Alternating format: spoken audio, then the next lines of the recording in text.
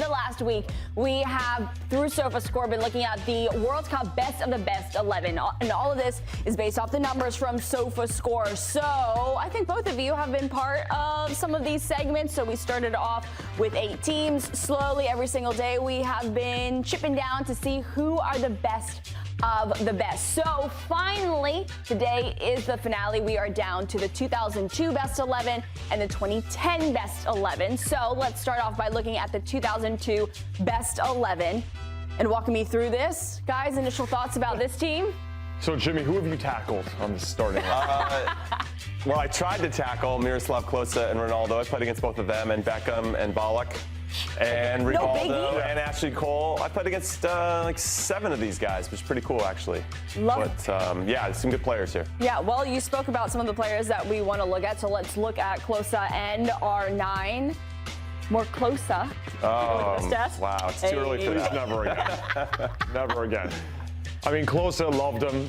Great poacher in the box, but Ronaldo's, to me, top 3 players of all time, especially in his peak. Sadly, a career that was blighted by injuries, but this is peak Ronaldo, 2002. And I don't think there's any other center back in any other one of those punk teams that we've seen SofaScore put out that could handle O Phenomenal at his very best.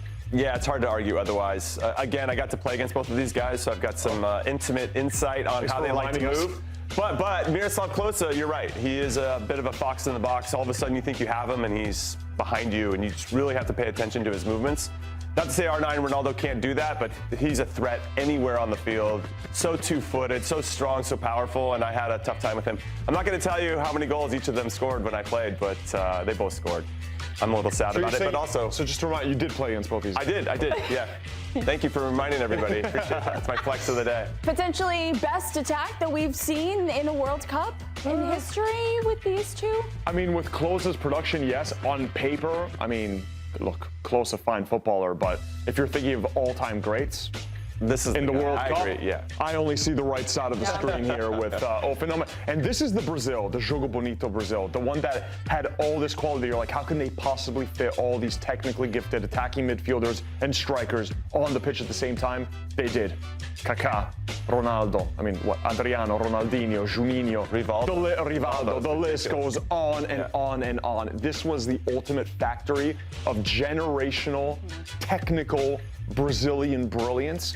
Hopefully we'll see it again sometime. It's probably not going to be at this World Cup. Well, we'll see. All right, let's take a look at the other best 11, this one being from 2010. So we're matching up the 2002 team against the 2010 team.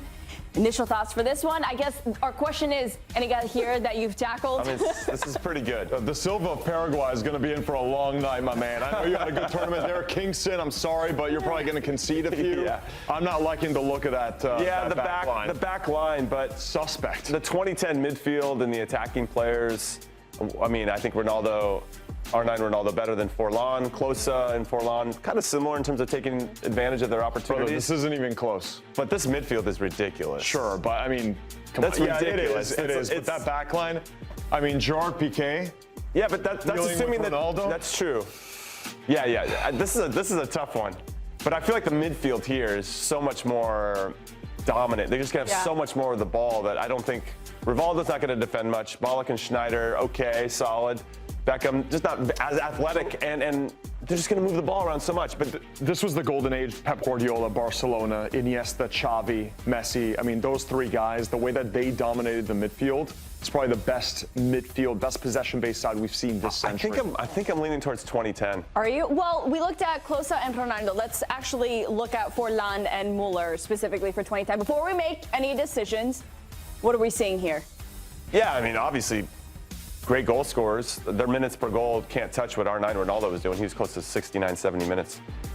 But they are guys that if you put them in good positions, will take their chances. And you have a team that they would be surrounded by that are going to put them in good positions to score goals. I just feel like the midfield does enough for me, where I think this midfield for 2010 was a lot better. But yeah, these are guys, especially at the peak of their game, they're gonna take their chances. Guys that don't give me that inspiration, though.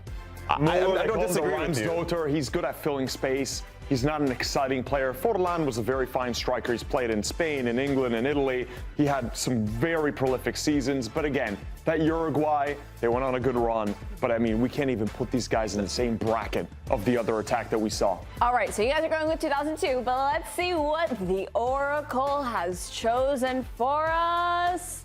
Between the 2002 and 2010 team, the Oracle sees. How do you separate teams stocked with this many stars? So they picked 2002. You look at the back line, as strong as Juan, Piqué, and Da Silva were. Rechberg's team of the tournament performance gives 2002 the edge in defense. R9, Klose, Rivaldo, and Beckham overwhelmed the 2010s defense. 2010's defense was not great. Very suspect. Yeah, but if they had more of the ball, that'd be a great game. So what they don't, the Oracle is actually a production assistant we've chained to the basement of this building. He can finally be let out and see sunset. I think this is our last. This is finally it, a week later. I haven't been able to sleep in anticipation of this result here, so I'm glad it's over for my sanity as well. So 2002 is a team. Let's see potentially how things work out this World Cup, but with all the superstars that we have now in the 2026 World Cup, you think they could give the 2002 squad a run for their money?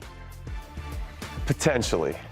I mean, That's if we get Mbappe and Vinny and all like the true stars like Lamine Yamal, that front three, if those guys play at the highest level for their respective nations and they end up making the team of the tournament, but you always have a random guy. This is what I love about the World Cup. There's always one player, James with Colombia.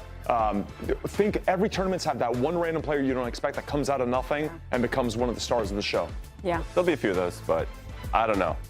You're not convinced? You think I'm not convinced yet. I need to see it. Takes it. We got to wait another month. That means the Oracle needs to stay in the basement for another month. Yeah, so put it back in the basement. Keep the chains on. Thanks for watching this video from Morning Footy. For all news and insights regarding leagues around the world like EFL, Serie A, and all UEFA competitions, both men's and women's, don't forget to sign up for Paramount+.